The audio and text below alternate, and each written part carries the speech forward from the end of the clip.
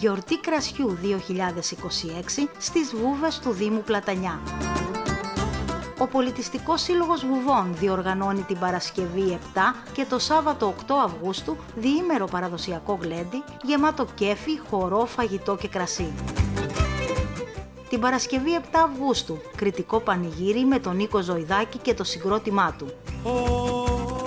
Χορεύει ο χορευτικός όμιλος Χανίων το Αντάμωμα του Γιώργου Βεριβάκη.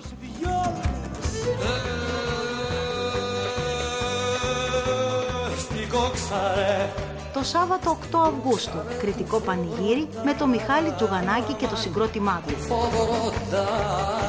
Χορεύει ο χορευτικός σύλλογος Η Πελασγή. Γενική είσοδος 7 ευρώ με δωρεάν ποτήρι κρασιού και εμφιαλωμένο κρασί. Παιδιά κάτω των 10 ετών δωρεάν. Σας περιμένουμε στην εκδήλωση με παραδοσιακά πιάτα.